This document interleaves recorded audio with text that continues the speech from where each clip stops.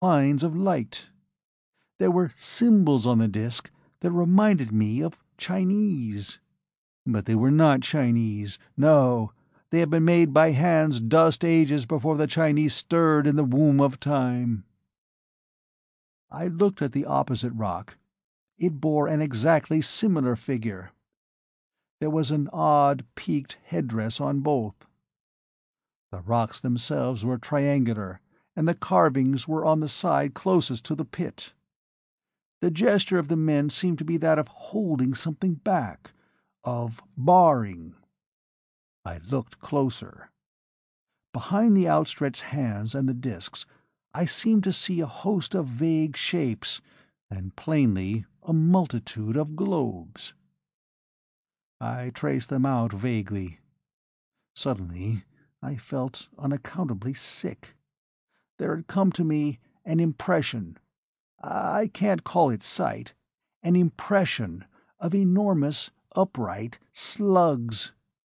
Their swollen bodies seemed to dissolve, then swim into sight, then dissolve again. All except the globes which were their heads and that remained clear. They were unutterably loathsome. Overcome by an inexplicable and overpowering nausea, I stretched myself upon the slab. And then I saw the stairway that led down into the pit. "A stairway?" we cried. "A stairway," repeated the crawling man as patiently as before. It seemed not so much carved out of the rock as built into it. Each slab was perhaps 20 feet long and 5 feet wide. They ran down from the platform and vanished into the blue haze. "A stairway," said Anderson incredulously. "Built into the wall of a precipice and leading down into a bottomless pit." "Not bottomless," interrupted the crawling man. "There was a bottom. Yes, I reached it." He paused again.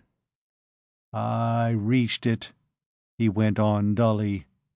"Down the stairway, down the stairway." He seemed to grip his mind. "Yes," he went on firmly, "I went down the stairway. But not that day. I made my camp back of the gates. At dawn I filled my knapsack with food, my 2 canteens with water from a spring that wells up there by the gateway, walked between the carved monoliths, and stepped over the edge of the pit. The steps run along the side of the pit at a 40-degree pitch. As I went down and down, I studied them. They were of a greenish rock, quite different from the granitic porphyry that formed the wall of the pit. At first I thought that the builders had taken advantage of an outcropping stratum, and had carved the gigantic flight from it. But the regularity of the angle at which it fell made me doubtful of this theory. After I had gone down perhaps half a mile, I stepped out upon a landing. From this landing the stairs made a V-shaped turn and again ran on downward, clinging to the cliff at the same angle as the first flight. After I had made 3 of these turns, I knew that the steps dropped straight down to whatever they went in a succession of such angles. No strata could be so regular as that. No, the stairway was built by hands. But whose? And why?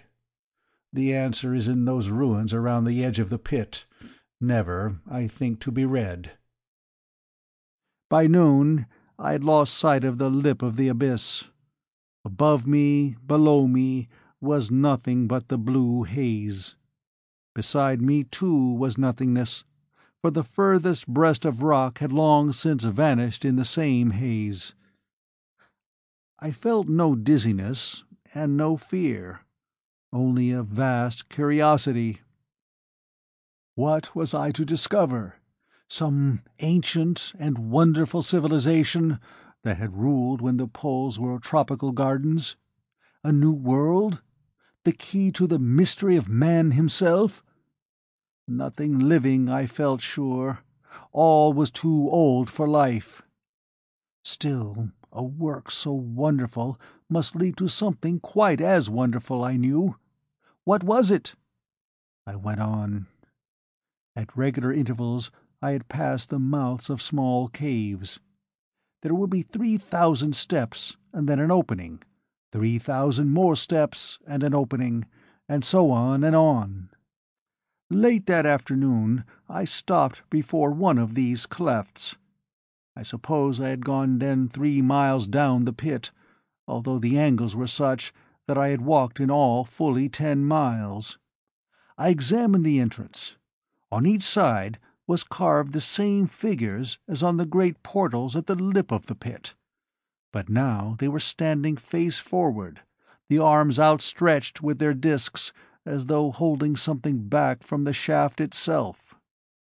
Now, too, their faces were covered with veils, and there were no hideous shapes behind them. I went inside the cave. It ran back for 20 yards like a burrow. It was dry and perfectly light. I could see outside the blue haze rising upward like a column. I felt an extraordinary sense of security, although I had not been conscious of any fear. I felt that the figures at the entrance were guardians, but against what? I felt so secure that even curiosity on this point was dulled. The blue haze thickened and grew faintly luminescent. I fancied that it was dusk above. I ate and drank a little, and slept. When I awoke, the blue had lightened again, and I fancied it was dawn above. I went on. I forgot the gulf yawning at my side. I felt no fatigue and little hunger or thirst, although I had drunk and eaten sparingly. That night I spent within another of the caves, and at dawn I descended again. It was late that day when I first saw the city. He was silent for a time. "The city," he said at last. "The city of the pit. But not such a city as you have ever seen, nor any other man who has ever lived to tell of it. The pit, I think, must be shaped like a bottle. The opening before the 5 peaks is the neck. But how wide the bottom is, I do not know. Thousands of miles, maybe. And what may lay behind the city, I do not know." I had begun to catch little glints of light far down in the blue. Then I saw the tops of trees, I suppose they are, but not our kind of trees. Unpleasant, reptilian trees. They reared themselves on high, thin trunks, and their tops were nests of thick tendrils with ugly little leaves like narrow heads, or snake heads.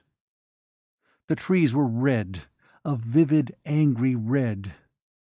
Here and there I began to glimpse spots of shining yellow. I knew these were water, because I could see things breaking through their surface, or at least I could see the splash and ripple, but what it was that disturbed them I never saw. Straight beneath me was the city. Mile after mile of closely packed cylinders that lay upon their sides in pyramids of 3, of 5, of dozens, piled upon each other. It is so hard to make you see what the city is like. Look, suppose you have water pipes of a certain length, and first you lay 3 of them side by side, and on top of them you place 2, and on these 2 1.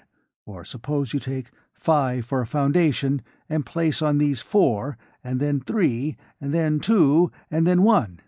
Do you see? That was the way they looked. And they were topped by towers, by minarets, by flares, by fans and twisted monstrosities. They gleamed as though coated with pale rose flame. Beside them the venomous red trees raised themselves like the heads of hydras, guarding the nests of gigantic jeweled and sleeping